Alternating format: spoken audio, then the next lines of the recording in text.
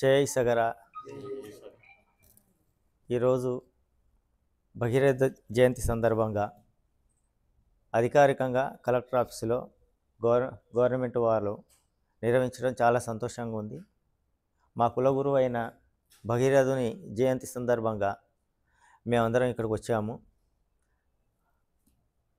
ప్రతి సంవత్సరం గత 3 సంవత్సరాల నుండి భగీరథ జయంతి జరుపుతున్నారు. మేము కంపల్సరీ వస్తున్నాము. మేము భగీరథుని వంశస్థులం అయినందుకు చాలా సంతోషంగా ఉంది మాకు.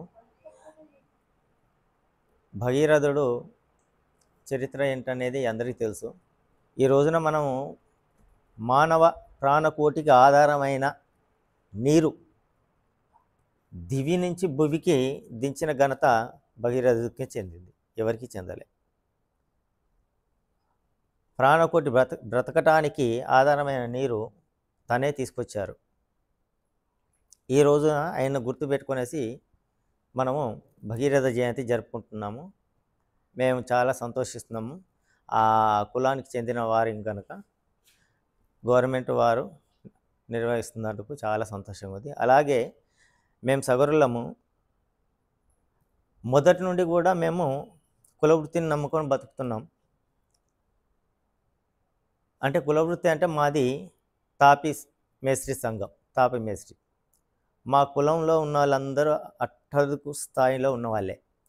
శ్రీరాముడు సీతను రావణాసురుడు ఎత్తుకెళ్ళిన కాలంలో వారధి నిర్మించింది కూడా మా కులస్తుడే.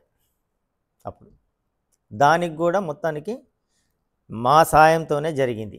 మాకు కూడా శ్రీరాముల వారు కూడా ఆయన వంశస్థులమే మేము కూడా.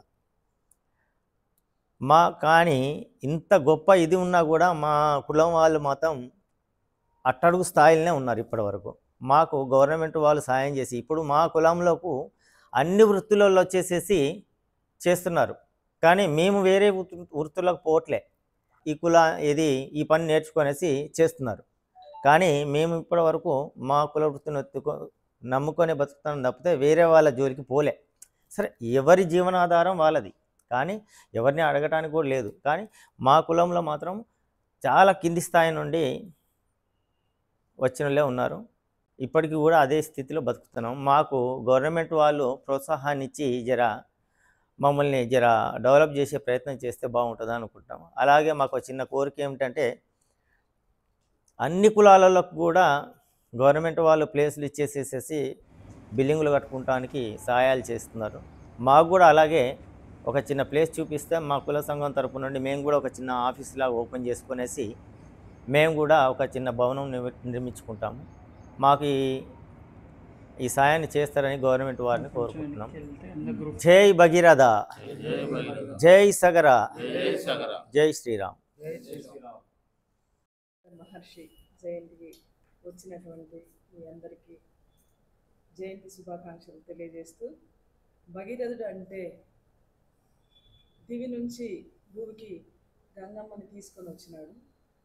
అది ఆ గంగ లేనిదే మనము ఎవరం కూడా జీవించలేము. ఈ భూమి మీద నీరు ఎంత అవసరం అనేది మనందరికీ తెలుసు. అది భూమికి తీసుకురావాలంటే ఎంత ఏకాగ్రత అవసరమో మనం అందరం గుర్తెరగాలి. ఆ రోజుల్లోనే దేవుణ్ణి దగ్గర నుంచి ఆ గంగని భూమికి తీసుకురావాలంటే ఆయన చేసిన తపస్సు అంత గొప్పగా ఉంది. కాబట్టి దేవుడు ఆయన చేసిన తపస్సుకు మెచ్చి గంగమ్మని మన దగ్గరికి పంపించిండు. భగీరథ ప్రయత్నం అనేది ఇంతకు ముందున్న గవర్నమెంట్లో భగీరథుడి వాటర్ అనేది తీసుకొచ్చి పెట్టారు.